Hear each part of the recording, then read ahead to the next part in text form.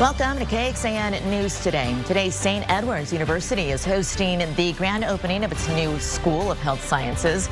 Austin leaders, local health officials, and university leadership will all be there. Today, Travis County is hosting a blood drive to support We Are Blood. It's a local nonprofit that provides blood to more than 50 Central Texas medical facilities. That blood drive is outside the Travis County Administrative Building from 10 this morning until 2 this afternoon. Anyone who's eligible is encouraged to donate.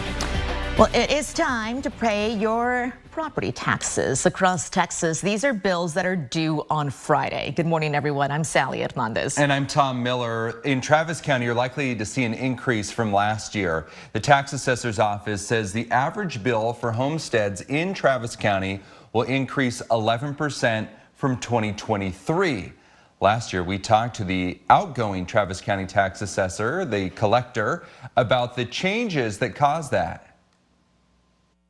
Last year, because of the what the legislature did in increasing the homestead exemption, most residential bills actually went down.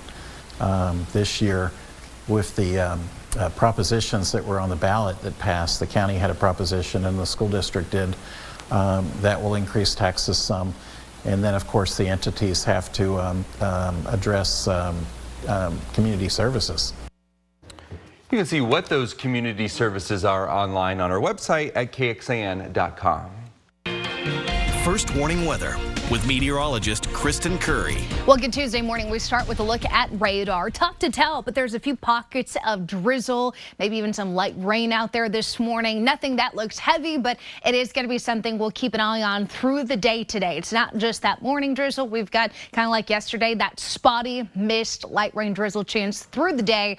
But this morning, a lot more fog and cloud cover. Our Indeed domain camera looking real fuzzy out there. Temperature is right now in the 40s, so it is chilly. But I think the bigger deal is going to be the fact that a lot of us don't have much visibility in front of us out on the roads, with at this point visibility down to less than 2 miles in downtown Austin, 2 miles in Bastrop, less than that out towards Caldwell County. You can really see the fog making itself known Austin Metro eastward.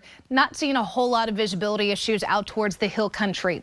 Temperatures on their way to the upper 50s today, stuck underneath that cloudy to overcast sky with some low chances for that light rain, but we start to beef up those rain chances getting into the later part of tomorrow and more so early Thursday. Cold front moves in, risk of strong to severe storms in addition to a low flooding threat. So that is going to be the main event this week. We'll talk more about it coming up in your first warning forecast. Kristen, thank you. Austin police are sharing more details with us after someone shot and killed a driver. Authorities say on Friday afternoon, someone started shooting at a car that pulled into an apartment complex near Wild Horse Ranch Trail near SH 130 and US 290. They say the driver tried to escape the gunfire but lost control of the car because of his injuries. 19-year-old Victor Ekozime drove into a ditch, and police say that's when he died. They say that the suspects all hit another person in that car, and that person went to the hospital, is expected to be okay. The suspects then took off. Now, Austin police believe that this was a targeted attack, and they're asking the public to call them if they have any information about it. Some Hispanic community leaders plan to meet with the Austin police chief today. On the agenda here is the enhanced targeted operations carried out by U.S. Immigration and Customs Enforcement on Sunday. Now, this isn't anything new, according to an Austin City Council member who is also an immigration attorney. Still, there is a sense of heightened fear and uncertainty with the Trump administration's promise to carry out mass deportations. The nonprofit Habla ATX is urging people to educate themselves. Councilmember Chita Vela says ICE arrests in Austin are normal. Vela represents District 2, and he says his district has a big immigrant population. He's been taking calls from people who are worried. Vela's trying to assess the scale of these ICE operations. First and foremost, don't panic. What I would urge folks who are detained to do is immediately contact legal counsel, tell your family to contact legal counsel, and do not sign any kind of voluntary departure or sign some kind of agreement to be removed. And we will update you on what comes out of that meeting with ICE later on. Well, for some inside lawyers say undocumented immigrants are protected by the principles in the Constitution. So according to experts over at Washington-based Clearwater Law Group, undocumented immigrants have the right to due process, legal counsel, equal protection under the law, and rights against unreasonable searches, which is outlined in the U.S. Constitution. The law group says, quote, while undocumented immigrants are not specifically mentioned in the Constitution, they are still protected by its principles. Now, to learn more about the migrant protections, our digital reporter, Kelsey Thompson, has details on our website at KXAN.com. Central Texas school districts are preparing for the possibility that ICE agents could show up at schools. Hays CISD Superintendent Eric Wright sent a letter to parents writing if ICE agents come to campus, the district will follow the law. He adds if the focus is on undocumented people convicted of crimes, he believes that Hays CISD, quote, would not be significantly affected. Wright says none of Hays CISD staff members are undocumented, and the district does not collect any students' immigration information. Well, U.S. public health officials were told to stop working with the World Health Organization effective immediately. The decision is mostly focused on the U.S. Center for Disease Control and Protection. A report, an AP report, that says the CDC official sent a memo to senior leaders at the CDC on Sunday night, telling them that all agency staff working with WHO must immediately stop their collaborations and, quote, await further guidance. And it comes after President Trump issued that executive order just last week to begin the process of leaving the WHO. But leaving it will require congressional approval, and the U.S. would have to meet its financial obligations for the fiscal year and give at least 1 year notice. Good morning. This is a live look from our domain tower where you can see there is water on the lens, distorting the image a little bit. And there is a little bit of water all over Central Texas right now. We're seeing sort of that drizzle. Kristen's going to break down what's falling and what is to come later on. Still ahead, federal prosecutors dropped charges against a Dallas surgeon accused of leaking data on underage patients seeking gender transition care at Texas Children's Hospital. Dr. Ethan Haim provided the records to Christopher Rufo, a conservative activist, who then published the material in a 2023 article.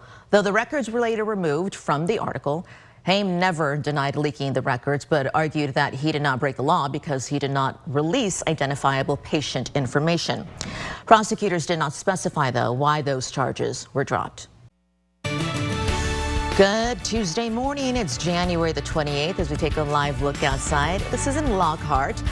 You can see it's a little foggy in some parts of Central Texas. Kristen's here with a look at that. And of course, Erica Brennis is going to join us for your traffic in the 5 a.m. hour. Now, to your news, there is a new state park that's coming to Texas. Texas Parks and Wildlife bringing 2,000 acres in Burnett County. They bought it. It's just across the river from the Colorado Bend State Park. That's what you're looking at right now. The money for development comes from the Centennial Parks Conservation Fund, which voters approved back in 2023. We have a look at it on our website, KXAN.com. We don't yet have an opening date just yet, but we do know that the department is accepting public input on recreational features you may want to see out there. That looks gorgeous. All right, well, are you ever in the mood for some minty cookies, a little ice cream? Girl Scouts, they've heard you are. And now they're teaming up with the most famous girl in fast food. Check this out. Wendy's new treat, the Thin Mint Frosty. Hello. The new creation is swirled with Thin Mint's cookie flavor and is finished with a crumbly cookie butter-esque topping. The Thin Mint Frosty is going to be available starting February 21st. Circle that on your calendar. That sounds pretty yummy. It does sound good. Have you ever had a frozen Thin Mint? Yes. Okay. Yeah. Well, this is just sort of like... We got 2 boxes in the freezer right now. Ready to go in an emergency. You're like, Exactly. have I ever had that? I'm currently having It's that. the sky blue. Let me show you what's going on, because at this point, you know, our temperatures are warming up to spring-like later in the week. So yeah, why not ice cream, right? Looking at clouds and radar this morning, we've got a little bit of light rain, a little bit of drizzle in spots. As I tell you all the time, sometimes in this kind of event, radar has a hard time seeing those pockets. So you could squeeze out a couple raindrops there in the hill country, although this radar's not seeing it. I do anticipate clouds to be area wide today. We're not going to see a whole lot in the way of sunshine, but the storm system that's likely going to be fueling much better storms and showers for us later in the week, still out to the west, but slowly and surely that thing is chugging its way through the desert southwest today, crossing overhead as we get into Wednesday and Thursday. Live look outside from Bastrop, our Ally Medical Emergency Room camera. Couple raindrops there on the land. I can also see the reflection there of the light on the road. So again, it should be, largely dry, just damp in spots. We mentioned earlier the fact that we still have quite a bit of fog over the Austin metro and eastern counties as well. 47 degrees right now in downtown Austin with reported drizzle. Winds calm at the hour. Looking ahead, you can expect temperatures to climb to those upper 50s. I'm going to keep in that 20 to 30% chance of that light rain and drizzle, but accumulation generally trending light. I think both today and tomorrow we're going to see a similar setup to what we had yesterday, and that's cloudy to overcast skies from start to finish. Occasionally we get a little bit of light rain in here, most of us under 1/10 of an inch though, all the way through the back end of Wednesday. Then the main event comes through Wednesday night into Thursday. You can see by 11 o'clock Wednesday night, starting to see some thunderstorms make their way into the hill country. This is going to set up as a squall line along a cold front. So it'll be a line of storms moving in overnight into the first few hours of Thursday. Some of these storms could be strong to severe around the morning commute hour Thursday, but it does clear very quickly. So that Thursday rain chance takes us through about 10 a.m. and then we're done. That being said, the severe risk is low, but we're going to be watching for mainly hail and gusty winds. 1 out of 5 threat as it comes into the hill country, and then as that cold front continues to push east, the severe weather threat will follow. As far as rainfall potential goes, I'm still going to go with light amounts over the next 48 hours, less than 1/10 of an inch, but with the help of the cold front, you can see those rainfall totals jump up anywhere between about 1 to 2 inches here with good lifts, good moisture. Some of this could come down quite heavy at times, so there is still a very low localized flooding threat, but in general, our ground will be able to hold most of this. Some fog out there this morning. We'll probably see that again tomorrow morning. Rain chances only growing heading into tomorrow. Late Wednesday into Thursday morning will be the bullseye there for the strongest thunderstorms, the heaviest rain. Late Thursday, everything clears out. And look at the sunshine heading into February, and our temperatures in the 70s. Those 70s return as early as Thursday afternoon. Well, taking you out west now, the death toll in the Los Angeles fires has unfortunately now risen to 29. Final evacuation orders for residents in the Palisades fire area were lifted yesterday. It comes after firefighters increased containment of that deadly wildfire on the Los Angeles County coast. Now, the city announced that all evacuation orders have been reduced to resident-only access, but a night curfew remains in effect. LA Mayor Karen Bass in a press conference advised residents not to stay in the fire area for extended periods of time due to toxic waste. Meanwhile, some canyon roads in the area still blocked by mudslides from a weekend of rain, and even yesterday I was seeing that they had some debris flow concerns. Well, let's keep an eye on that for you. In the meantime, we'll send things over to Sal. Okay, thank you so much, Kristen. Let's talk about something that's going around, and it is spiking all over the country. Flu cases. Here in Texas, Texas is reporting a higher rate than the national trend. So either you know someone who had the flu or you got it. That's according to the Texas Department of State Health Services and the CDC as far as just how widespread it is. New reporting shows between January 12th and the 18th, Texas reported a 34% positivity rate for the flu. Nationally, the CDC reported that 25% positivity rate during that same time. Terrytown Pharmacy telling us last week its pharmacists are seeing a jump in demand for Tamiflu and some other medications. Thousands of displaced Palestinians are making their way back home. They are headed to the most heavily damaged part of the Gaza Strip. Comes as Israel lifts the closure in northern Gaza for the first time since the early weeks of the war with Hamas. Part of a fragile ceasefire agreement. You can see these massive crowds here walking with their belongings. It is a reversal of the mass exodus from the north at the start of the war.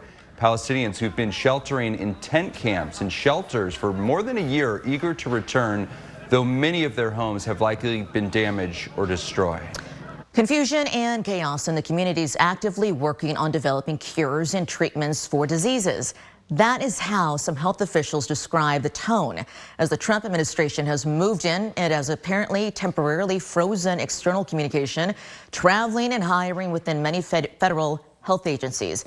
And just last Tuesday, heads of federal health agencies, including the National Institute of Health, was able to get a memo from the CDC instructing that the heads to immediately put a pause on external communication and public appearances until February 1st. In addition to this scientific research publication, Science said the administration had ordered a freeze on hiring and an indefinite ban on travel within those agencies. Depending on how long this goes, it could disrupt that innovation at the beginning that we'll start to see later down the road in 6 months, a year, when we see a decline in the new opportunities coming to patients. The National Institutes of Health disperse billions of dollars every single year to fund around 50,000 research projects across the country. In a letter obtained by NBC News, the NIH director said clinical trials can continue as scheduled. And adding some depth on this, the National Institutes of Health supports projects and research across Texas. In the 2025 fiscal year, Texas facilities are getting about $20 million. That includes money for the University of Texas campus. Between 4 awards, UT got more than $1.7 million. Last year, Texas medical institutions got more than $135 million in awards. UT's facility was given 20 awards, which was about $7 million in funding. There's new fallout this morning for corporations who are backing away from their diversity, equity, and inclusion programs. The NBC station in Minneapolis says minority businesses and groups in the LGBTQ+ community are dropping ties with Target, that store, after the company ended its DEI program on Friday. Well, the organizers of one of the nation's biggest pride parades says that they turned down Target sponsorship, even though it meant leaving money on the table. This is bigger than a donation. This is bigger than just changing a policy. This impacts people's lives. We have to stand up. If we're going to be an ally, we need to be an ally, even when it's tough. Another business owner said that she recently got $10,000 in funds from Amazon, money that she will now be returning because Amazon also cutting its ties with DEI funding. This is KXAN Sports, brought to you by Thomas J. Henry. Good morning, all. Happy Tuesday. The Dallas Cowboys always seem to do things their way, for right or for wrong. They got rid of a head coach in Mike McCarthy to have a wide-ranging search and then give the job to the offensive coordinator, just give him promotion, and Brian Schottenheimer. That's all fine and good, but bit of a weird press conference a day ago, as is, I guess, tradition with Jerry Jones and company. First head coaching job for Brian Schottenheimer certainly means a lot to him. Some people called this a safe choice, somebody Jerry Jones already knew, kept it in-house. Well, Jerry Jones sure took offense to that. Schottenheimer said he could have had other jobs before, but this was the right moment for him now. Guy to his left was playing a bit of a different tune. There were things that made me pause. Now, spending the better part of the last 19 years learning, listening, doing, I've learned things, almost more things that I don't believe in than things that I believe in. If you don't think I can't operate out of my comfort zone, you're so wrong. It's unbelievable. This is as big a risk as you could take. As big a risk as you could take. No head coaching experience. Just saying everything wrong with the guy he just hired. Always entertaining, Jerry Jones. Okay, folks, let's talk Lion King. Remember early on in the movie, Simba was trying to learn to roar, had a bit of a baby roar early on, but it really came out late when he needed it, when the hyenas and Scar and everybody was after him, everything bad was going on. Well, Texas freshman Trey Johnson had his Simba moment Saturday. Longhorns were down 22. He had a career-high 30, 24 of which were in the second half. He had this big 3 in the final minute. That cut the deficit to just 1. Texas still needed to come back, but watch the roar, folks. Here it is. He's starting to feel it. That's his Simba roar late in the movie. That's not an early in the movie roar, and Rodney Terry certainly sees how special number 20 can be. Trey's the top 5 player in the country coming in here. I mean, he better be a guy that can get some things done at a high level. You know, we expect him to be a one-and-done talent, so, the expectations were high for him. They were, expectations we felt like we could deliver on as well. We never want to recruit a youngster and not be able to deliver on those expectations. We always have. in that regards. And, you know, he's more than lived up to the billing. Tomorrow, Texas men Trey Johnson is going to be back in action on the road at Ole Miss, who is coached by former Texas head coach Chris Beard. That's it for us. We'll send it back over to you. Thank you, Noah. Coming up, how taxpayer money could help pay for private education in Texas. If you're listening on the KXAN Today podcast, thanks for joining us. Hope you'll join us on air for that, or you can find all our stories on our website, KXAN.com.